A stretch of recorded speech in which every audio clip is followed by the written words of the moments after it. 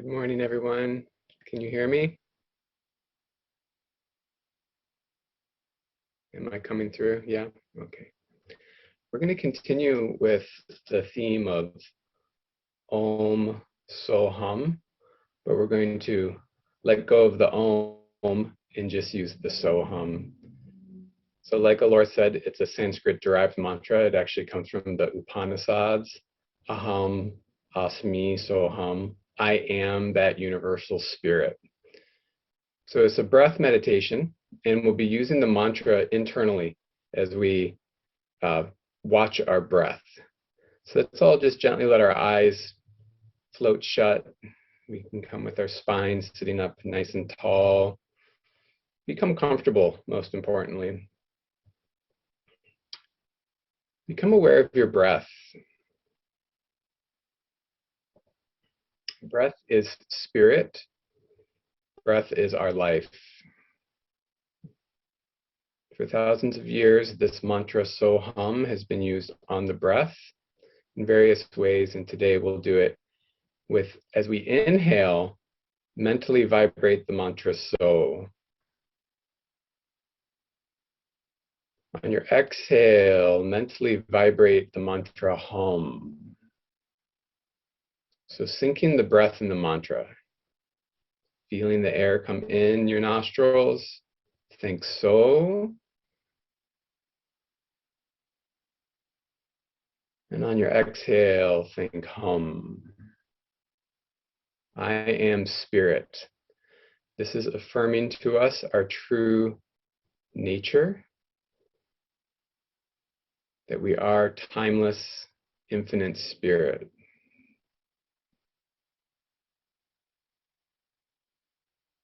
Inhale, mentally thinking So. Exhale, mentally thinking Hum.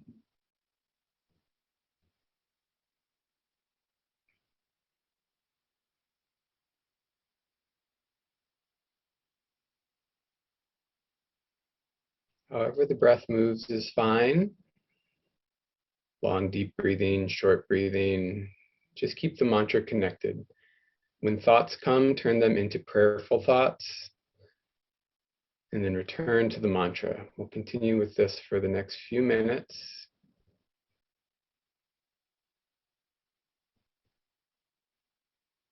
I am spirit.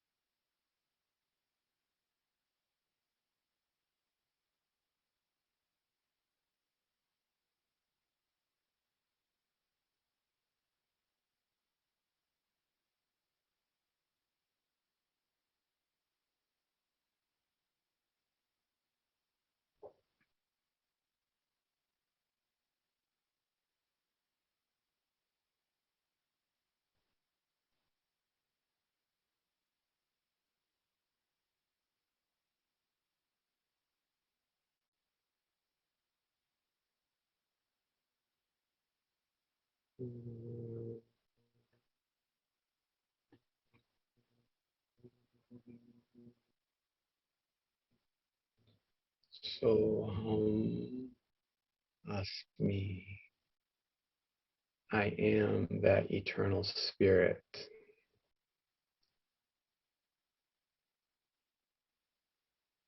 We can release the mantra. Slowly allow your eyes to float open again, changing your senses relationship from internalized to seeing the beautiful world around us.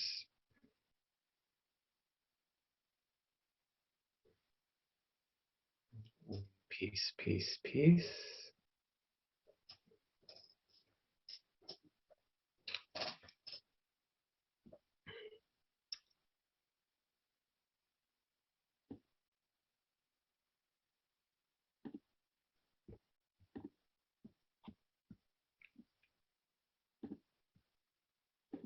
I've changed my screen to sharing mode. Is that working? Yeah, actually, I'm going to go back and redo it really quick because I want to go to advanced. Okay, I like this feature. Is it up now, the slides? Okay, great. If somebody could write into the chat what time I have till, because I'm a little not sure with the change in the schedule. So today we're going to talk about the Yoga Sutras and specifically the Serenity Prayer. We'll be touching on other topics as well as we go into this. So as you're probably familiar, it's a very well-known prayer, which is commonly used in the recovery community, but it's larger than that as well. God, grant me the serenity to accept the things I cannot change, the courage to change the things I can, and the wisdom to know the difference. This is a simple, beautiful, concise prayer, and it has three parts: serenity, courage, and wisdom. So we'll look at that a little bit in light of the Yoga Sutras. So right now in the world today, we're seeing a lot of political, social, ecological, all kinds of strife, which brought to mind the teachings of Bob Marley. I don't know if anyone knows this. So much trouble in the world, the Bob Marley song. Bless my eyes this morning. Jah sun is on the rise once again. The way earthly things are going, anything can happen. Seamen sailing on their ego trips, blast off on their spaceships, million miles from reality, no care for you, no care for me. So much trouble in the world. So this song, when I was preparing for this, I started to think about the nature of suffering in this Bob Marley song, came to mind, and I chose to use it because I found it slightly entertaining that Bob Marley wrote this in the 80s or late 70s, whenever. But people blasting off in their spaceships still continues with our billionaire class. So, and then it brought to mind the nature of suffering that we're all dealing with in light of Buddha's teachings. And particularly, I have all four of the Noble Truths here. We won't go into great detail about them. But the first Noble Truth, which is all sentient beings are subject to dukkha, subject to suffering. So that's us, and that's anybody, all sentient beings. So suffering is part of the show.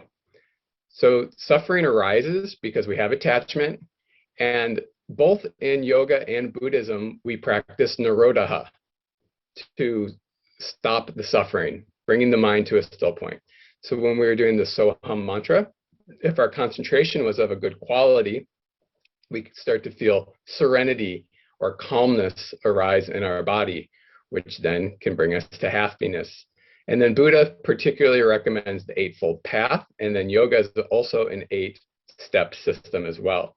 And we're not going to go into the Eightfold Path now, but the freedom from the suffering is possible. This is the good news. Even though suffering happens, but it also can be overcome through right action. So each one of us has our own kind of suffering. We have There could be social, political, economical. Social media causes a lot of suffering for many people. And the list kind of goes on and on. But then the question at some point comes for those of us who are on the spiritual path is, how do we connect to our inner light? We can get caught up in the endless state of observing our suffering, identifying with our suffering, and it is useful and important part of the process, but we don't want to be there all day, every day. So how do we connect? So in yoga system, I'm just going to go over this. I talked about this, I think, both of the last times that I talked a little bit, but there's three major branches in the yoga system: Bhakti, Karma, and Jnana Yoga. So I'm going to be talking about these in light of the Serenity Prayer and in light of the specific quote from the Yoga Sutras.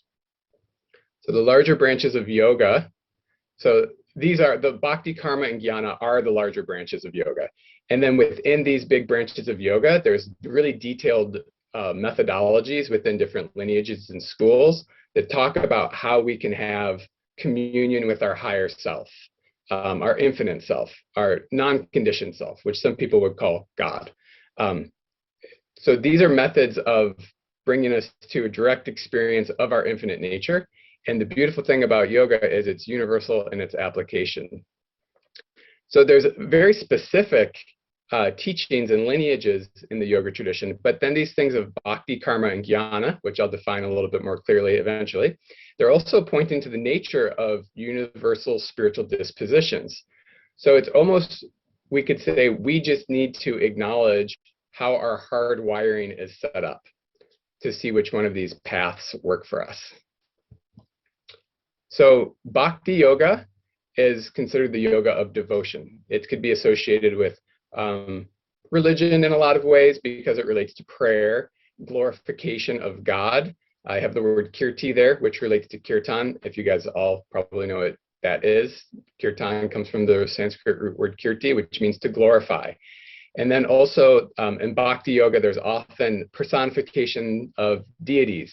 So some people have a connection with Jesus, or they might have a connection with Allah, although Allah is impersonal, but Rama, Krishna, all of the different Hindu deities, or some people will worship the river, the mountain. All of these are, when we see the personifications or human qualities in nature, or when we see it in an image of God, this is what we call Ishta Devata, which is like our favorite thing that we like to connect with. So some of us like to connect with nature. Some of us like to meditate on our breath. Some of us use all of these methods to be in a state of devotion and love to that sense of something larger than ourselves. So that is what we call Bhakti Yoga. Karma Yoga relates a lot to the path of action. So how can we do good things for others? How do we serve our family, our friends? How can we create social change? And how do we do this without being attached to the fruit of our actions? So we're all on the path of Karma Yoga. It's either conscious or unconscious. So letting go of the fruit of our actions is very important and the whole foundation of Karma Yoga. And then Jnana Yoga is an interesting path which relates to self-inquiry. Who am I? What is the nature of my mind? What is the nature of how my sense organs are relating to reality? So we do deep contemplation to try to see that we are not only our body and our mind, that we're actually infinite. So it's a little bit more using the intellect or the mind to explore things. It also has to do with just philosophy in general. In the yoga system, it's very specific about scriptural study. And anytime we kind of look into the words of an enlightened master or an enlightened being, we are practicing Jnana Yoga to some extent. So these paths are not exclusive, they're all interwound, interconnected. So in this slide here, I have a little bit of like a hybrid. So we can ask ourselves, who is the doer of this action? So if I'm like getting into an argument with somebody, like, where is this arising from? Contemplating more deeply, what's the source of this? That's Jnana Yoga. But ultimately in Jnana Yoga, we don't want to get stuck in thinking that we are the mind and the body. We want to be looking to see that we are more than that while integrating it. So the second bullet point, I'm not the doer, yet I'm continually in activity. I'm in continual activity. How can I see this in every action? So in karma yoga, we acknowledge that humans are always active. Even when we sit in meditation, even when we're sleeping, there's activity going on. So even a dead body is being eaten by insects. So there's still activity going on. And so then we could say, how can I see this in every action? So then it's back to jnana yoga. So in this example, it's like seeing that we're in action, seeing that we're having opinions, we're doing things. I picked up the pen, I took an action. How did that action take place? Then I go into jnana yoga. So they kind of mix, if that makes sense. Karma yoga, we see, we do the action. I see that I'm not the actual doer. It's all my motor neurons and my conditioning, even that I'm conditioned that I know that this is a pen because I'm part of Western culture. You know, like if you went to a place where pens never exist, they wouldn't even know that. So the conditioned mind got me to the place that I even understand that this is a pen. So there's a mix of taking the action and then unwinding from the action. And then if we think about the last bullet point, it's a prayerful approach. Oh Lord, please help me see the omnipresent truth that you are the true doer of all. So in that, it's using prayer and surrender to do self-contemplation. God, I want to see that I'm infinite. How can I think more deeply about my infinite? So I'm mixing bhakti and karma. So those are just a few examples. I hope that's useful. And then we're going to go actually to the Yoga Sutras.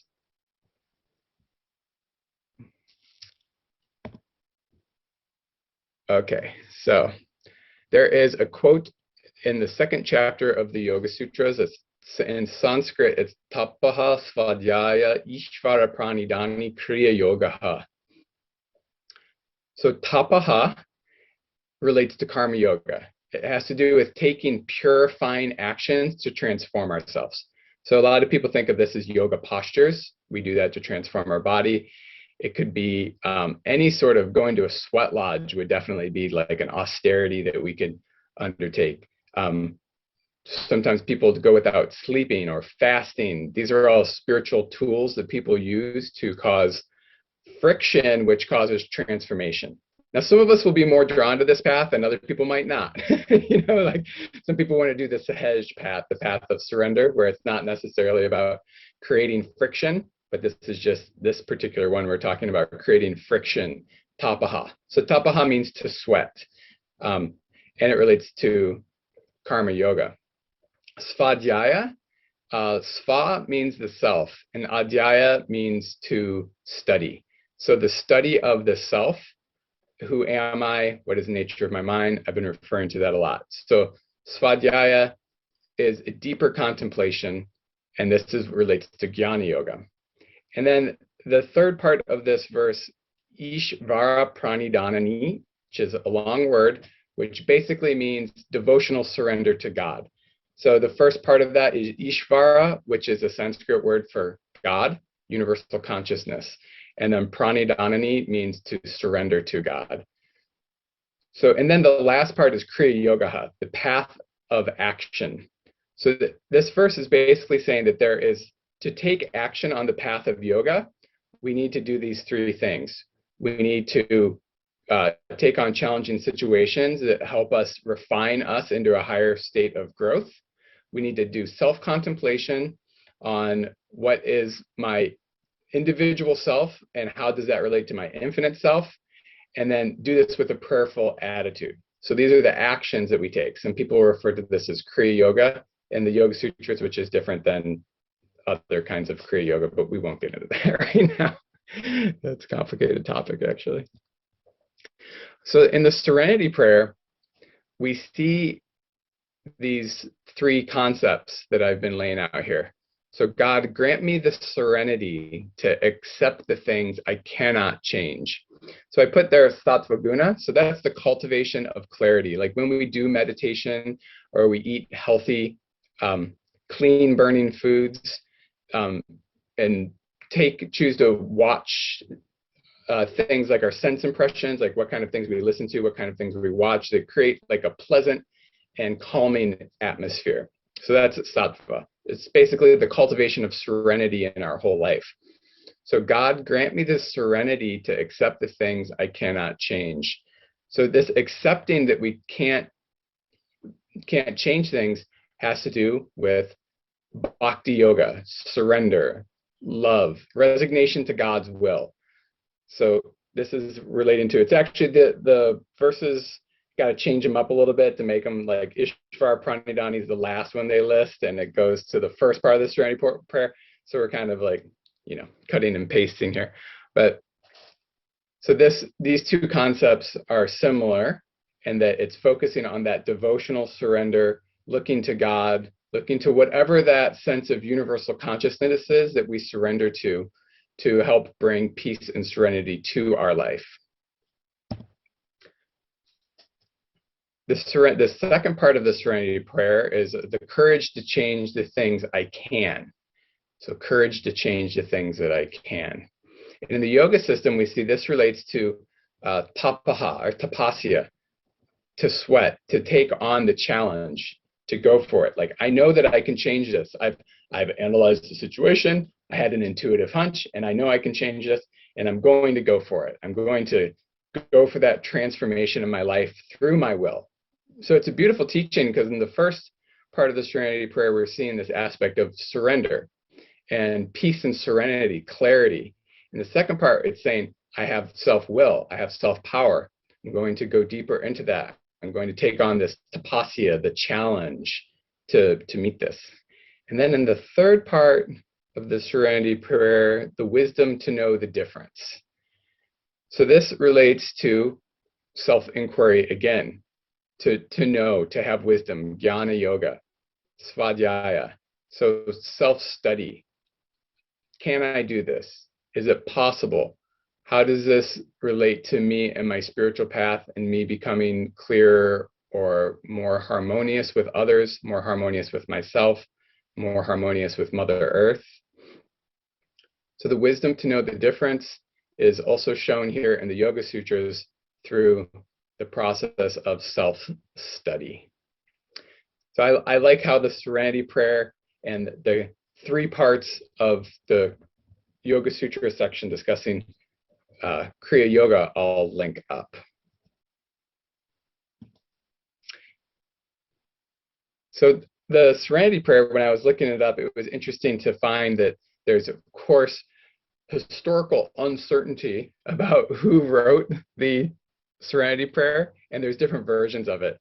And this is considered to be an older version, and it has Christian origins. So this is good because now we've touched on the yoga tradition, the Buddhist tradition, and assuming that this historical view is right, some people feel that the Serenity Prayer came out of Christianity but was slowly made into a more universal prayer.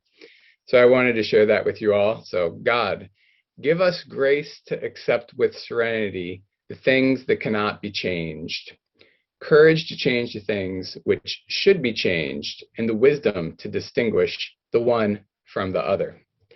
Living one day at a time, enjoying one moment at a time, accepting hardship as a pathway to peace, taking, as Jesus did, this sinful world as it is, not as I would have it, trusting that you will make all things right. If I surrender to your will, so that I may be reasonably happy in this life and supremely happy with you forever in the next.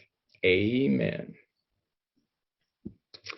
So this concludes my comments on the connection between the Yoga Sutras and that one particular verse and the Serenity Prayer. So thank you all for listening this morning. Yeah, it can definitely be viewed in that light. Some people say that the very nature of human birth is a tapasya. There, like what Buddha says, the nature of life is there is suffering that is occurring, and it's very much so just going to be the nature of things. So then, but how do we use that as friction for spiritual transformation instead of falling into being defeated by it, which is what the yoga system is pointing to? Because we all are born with karmas. We're all at Earth school. So yes, it's very much so. That's what it's saying. Okay, are we ready? Yeah. Okay, great. That's an excellent question, and it's actually a really vast question. So the yoga system, Yoga Sutras and Buddhism are very closely related. And the concept of non-self is in the yoga system. It's defined slightly differently than it is in Buddhism, which makes the paths ultimately different with their final statement from a theological view. As far as the methodology of practice and the general view of self and non-self, they're very closely related. Yoga focuses a little bit more on a theistic view.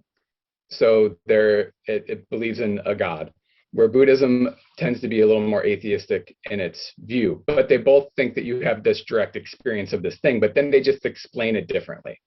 So it's really, they're very much so very closely related. And the doer, the concept of the doer, in the yoga system, it's called the ahamkara. And it's a unique way of explaining the ego. It will often be translated as ego.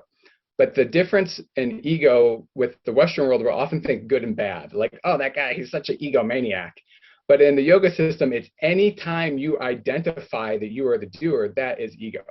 So it could be a horrible action or a positive action. So you have like a righteous or good action. You know, you have like a job, you take care of your family, you do good activities, you hang out with your friends, you enjoy life. That's all good. You do something mean, you punch somebody, you call somebody a name. It's adharmic. It's not a positive, but they're both the ego. And then ultimately, the real self is beyond any of this conditioning. So yoga and Buddhism have this cool thing built in where there is ethical principles that you follow. So it's not like, yeah, bro, I'm just like not, it's like all an illusion anyways. It's not that. There's absolute accountability along the way that you have to behave yourself, but always knowing that if it's a good action. So they say that there's steel chains, which is when you have bad actions, wrong actions, hurtful actions. And then there's golden chains when you have good actions. So the gold chain is easy to break. And that gold chain, you break that chain, and then you can notice that you are actually infinity. But when you have the steel chain of negative actions, it's really hard to break free from it.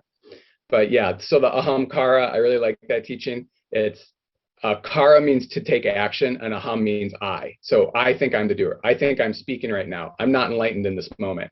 So don't even get me going on this topic. So yeah, thank you. Good question. I hope I touched on it enough.